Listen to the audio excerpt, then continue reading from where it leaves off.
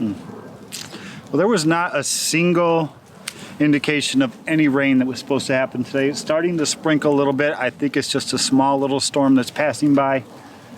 I need to wrap up my bees today for the winter. One last final, let's get in.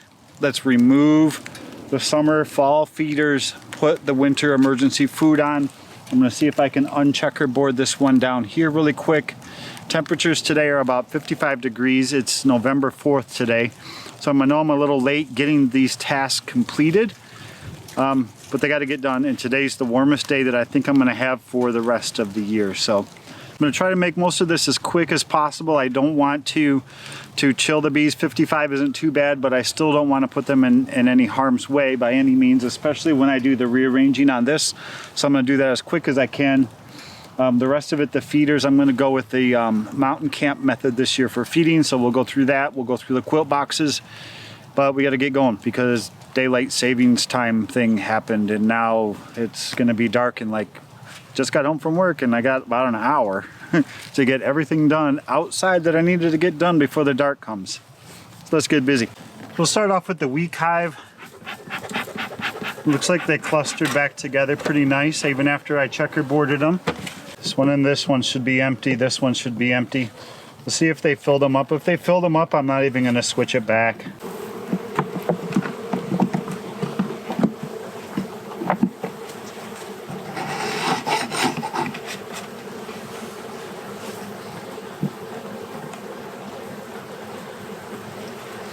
So what I found is that this frame right here, for example, right in between these two white ones, this one was empty. It was all the way down here on the end. In the last week, they've almost filled this entire thing with syrup from the feeder. So I'm not gonna do a ton of manipulation today, other than I'm gonna move anything that's really, really empty, because there are a couple like these two down here, out to the outside edges and keep all the food clustered in the center.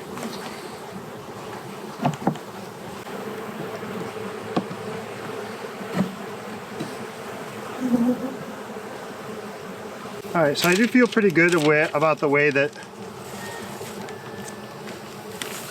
these bees have clustered together and the way that my theory actually kind of held true, that if I take empty frames and I checkerboard them in, will the bees come back through and backfill them? Because they were at a point where they were not pulling in syrup anymore, because their cluster area was full, but yet there was still some frames on the end that did not have food in them yet. So the method I'm using this year for emergency winter food is called the mountain camp method. I don't know who came up with this or why it's even called that. I've never researched it. But basically, on the very top of your frame of your beehive, you put a piece of newspaper and you cover it with sugar. And what happens is the moisture from the bees throughout winter will collect in this sugar and it will harden and turn into basically a big giant block of candy. They will, over the course of time, chew through this newspaper as well to get to it. They can chew through newspaper pretty easily. And it's pretty easy to replace. If February comes and you find you got yourself a really warm day, you can come back out and put some more back on pretty easily for them. The only thing you're left with is a top board generally will not fit. There's too much sugar there, too much height. So I have some shims that I'm gonna use this year. I did not do this last year. I've used my quilt box as my feeder. And it seemed to work well, but I wanted to do something a little more. I don't like doing the same thing over and over and over again. I like to experiment a little bit until I find something that works best for me. So that should be, I can actually put a little more on here. If you spill some sugar down in there, don't worry about it, it's not a big deal. Bees will take care of it. The next piece of my winter puzzle is my quilt boxes. They're called Vivaldi boards. Something to do with air current, and I don't know where the name comes from exactly. It's basically a box. There's screen openings at the front and the rear. There's this little screen plate that you can put right here to make sure the bees can't get up into this area. And then I cover the inside of this with burlap bags. And the whole reason behind all of this is moisture control. A lot of times in the winter, it's not the cold that kills your bees. It's moisture buildup. Condensation will build up on your top covers in various places, and then it'll drip down onto your bees. And if you know, just like humans, in the cold, wet humans in the cold will freeze much faster than dry humans. It's the whole concept of hypothermia in the winter and keeping yourself dry. You have to keep your bees dry over the winter. That moisture will kill them quick. So by putting these burlap bags in there, any moisture that's not absorbed by the sugar will make its way up into here and get absorbed into these burlap bags. The vents on the side of this box allow air to flow through and evaporate that moisture and take it away out of the hive. Last spring when I opened my hives, my bags were really damp. So it definitely does collect. Some people will put wood shavings or wood chips up here to collect the moisture.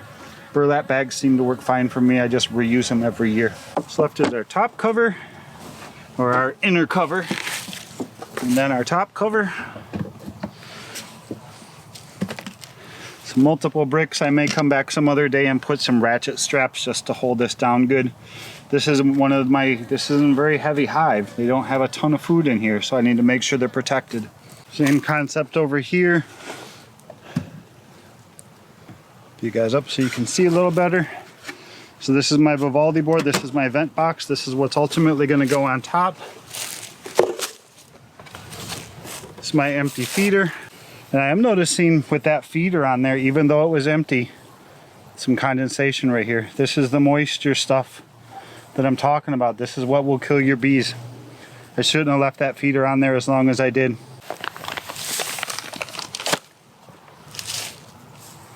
So in just a standard size piece of newspaper, I'm finding that with my little shims that I have, I can fit about almost 5 pounds of sugar in the top here.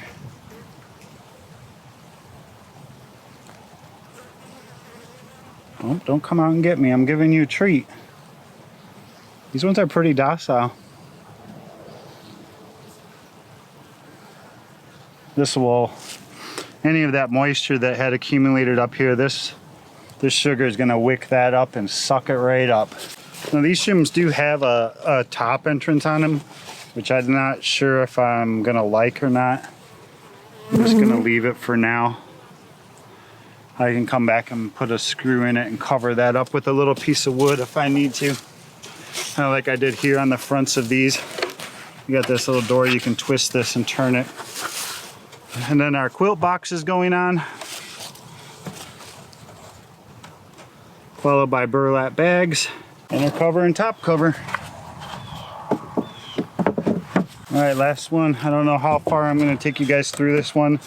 I do really want to check the moisture in this one to see if it was behaving the same way as the last one. Maybe I'll get a better shot of that for you guys. So this is just an empty feeder, plastic. So any moisture from the hive is going to rise up. It's going to hit that plastic. It can come up and vent out through up here, of course it can. This is cold. This is cold plastic because the air temperature is cold. So it's going to condense and then drip down onto the bees. But on this one, it did not happen. No moisture. Oh, what's going on here?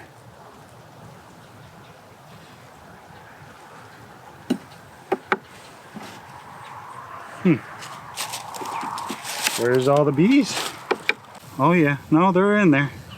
They're just clustered all in the bottom. Look at all that.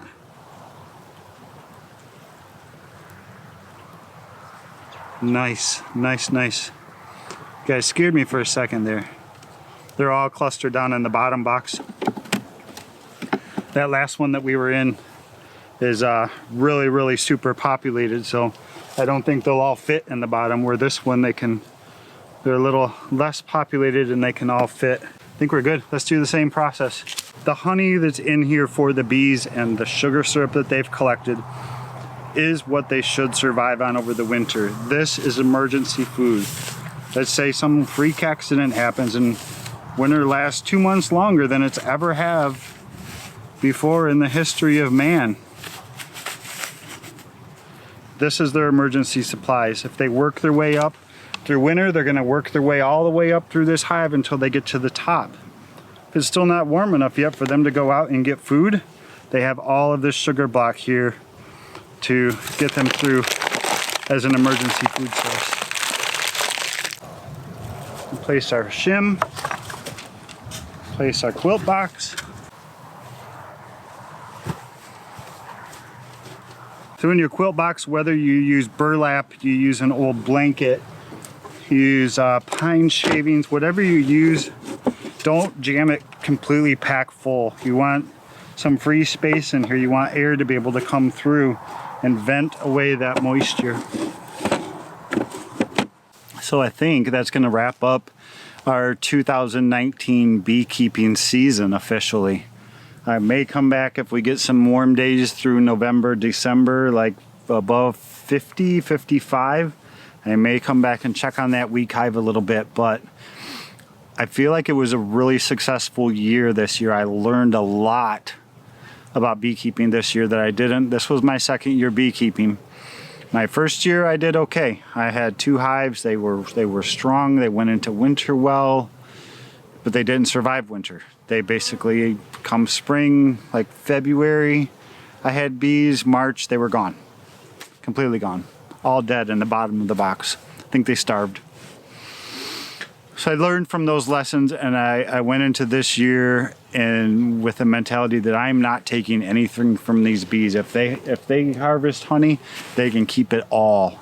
And these 2 hives, the big hives down here, they have a lot in there. Did another split this year. I did a walkaway split on a nuke of all things. I was able to some weird way, shape, or form, took an empty box of bees out in the back and hatched my own queen and replaced a queen that was from this hive here. I caged a queen, I marked a queen. I got a good system down now for feeding, especially the good ratio for 2-to-1 sugar syrup. I have feeders I like. I have all the equipment that I need. Although if these guys grow next year, I'm gonna have to get some more equipment. I don't really wanna get too big. I do really wanna take a quick second here and thank all of you who have left me comments over the course of the last year, giving me advice early on in the season, middle of the season, late in the season. Some really good comments from you guys.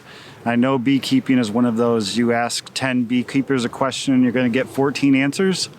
But I enjoy all the different feedback, and while I may not do every single person's suggestion, I take it all into consideration and I weigh it all and I make the decision that I feel is the best. So over on the side here, I will link to my beekeeping playlist that has all of my beekeeping videos from last year and this year, all indexed. You can go through those and check those out.